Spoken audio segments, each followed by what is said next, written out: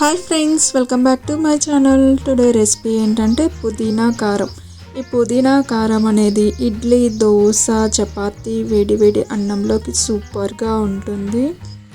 వారం రోజులు నిల్వ ఉండేలా చేసేసుకోవచ్చు. చాలా సింపుల్గా చేసేసుకోవచ్చు.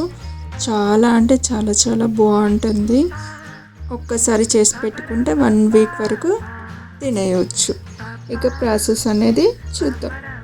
ముందుగా ఒక మిక్సీ జార్ తీసుకొని నేను ఇందులోకి మీడియం సైజ్ 3 ఆనియన్స్ తీసుకున్నాను. ఇందులోకి ఇప్పుడు కారం కూడా యాడ్ చేసేసుకోవాలి. ఒక 2 టేబుల్ స్పూన్ల కారం తీసుకున్నాను నేను ఇక్కడ. మీ రుచికి సరిపడా మీరు తీసుకోండి. కారం అనేది యాడ్ చేసేసుకోవాలి. వీటిని ఇప్పుడు మెత్తగా మిక్సీ పట్టేసుకోవాలి. చేసేసుకొని పక్కన పెట్టేసుకోవాలి. తర్వాత ఒక ప్యాన్ తీసుకొని 2 టేబుల్ స్పూన్ల ఆయిల్ తీసుకొని నేను ఇందులోకి 2 కప్పుల పుదీనా తీసుకుంటున్నాను. ఈ విధంగా చించుకోవాలి. ఆకులను, కాడలు మాత్రం ఉండకూడదు. పుదీనా మొత్తం తీసేసుకొని ఇప్పుడు ఆయిల్లో వేయించేసుకోవాలి. కొంచెం క్రిస్పీగా అయ్యే విధంగా వేయించేసుకోవాలి. పుదీనాని మీడియం ఫ్లేమ్లో పెట్టుకొని వేయించుకోండి. హై ఫ్లేమ్లో మాత్రం పెట్టవద్దు. ఛానల్లో పుదీనా పచ్చడి అండ్ పుదీనా పులిహోర అని డిస్క్రిప్షన్లో లింక్స్ ఇస్తాను. ఆ వీడియోస్ కూడా చూసేయండి మీకు టైం ఉంటే. పుదీనా అనేది కొంచెం క్రిస్పీగా అయింది కదా. ఇప్పుడు ఒక ప్లేట్లోకి తీసేసుకొని పక్కన పెట్టేసుకోండి. తర్వాత సేమ్ ప్యాన్లో 4-5 టేబుల్ స్పూన్ల ఆయిల్ తీసేసుకోవాలి.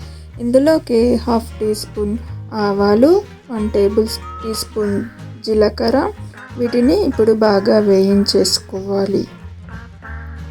ఇందులోకి కొద్దిగా కరివేపాకు కూడా తీసేసుకోవాలి. లో ఫ్లేమ్లోనే ఇప్పుడు పెట్టేసుకొని ఈ విధంగా బాగా వేయించేసుకోవాలి.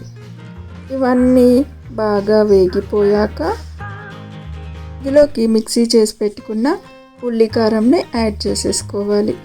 ఉల్లికారం యాడ్ చేసేటప్పుడు లో ఫ్లేమ్లోనే పెట్టేసుకోవాలి. ఆయిల్ అనేది కొంచెం హీట్గా ఉంది కాబట్టి లో ఫ్లేమ్లోనే పెట్టేసుకొని ఈ విధంగా బాగా కలిపేసుకోవాలి. ఇందులోకి ఒక 1 మినిట్ తర్వాత ఈ విధంగా 1 మినిట్ బాగా కలిపేసుకోవాలి. కొంచెం ఈ టైంలో కొంచెం కంటిన్యూస్గా ఈ విధంగా కలుపుతూనే ఉండాలి. లో ఫ్లేమ్లో మాత్రమే ఉడికించుకోవాలి.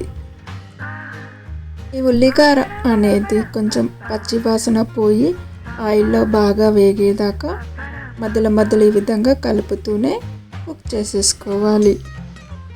కారం నుండి కొంచెం ఆయిల్ రిలీజ్ అవ్వడం జరుగుతుంది. ఇదే టైంలో వేయించి పెట్టుకున్న పుదీనాని ఇందులో యాడ్ చేసేసుకోవాలి. ఇప్పుడు పుదీనా వేసేసుకొని ఉల్లికారానికి బాగా పట్టే విధంగా కలిపేసుకోవాలి. లో ఫ్లేమ్లోనే పెట్టేసుకోవాలి. మీడియం ఫ్లేమ్, హై ఫ్లేమ్లో మాత్రం పెట్టకూడదు. వీటిని బాగా కలిపేసుకున్న తర్వాత ఇందులోకి రుచికి సరిపడా సాల్ట్ యాడ్ చేసేసుకోవాలి. సాల్ట్ యాడ్ చేసేసుకొని బాగా కలిపేసుకోవాలి. ఒక 3-4 నిమిషాలలో ఇది మొత్తం కలిసి బాగా కుక్ అవుతుంది. ఈ విధంగా కలుపుతూ కుక్ చేసేసుకోవాలి.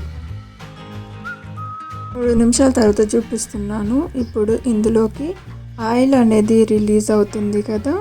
ఒకసారి ఈ విధంగా బాగా కలిపేసుకొని స్టవ్ ఆఫ్ చేసేసుకొని పక్కన పెట్టేసుకోవాలి. ఒకసారి ఈ విధంగా బాగా కలిపేసుకొని ఈ పచ్చడి చల్లారిపోయేదాకా ఒకసారి బాగా కలిపేసుకొని పక్కన పెట్టేసుకోవాలి.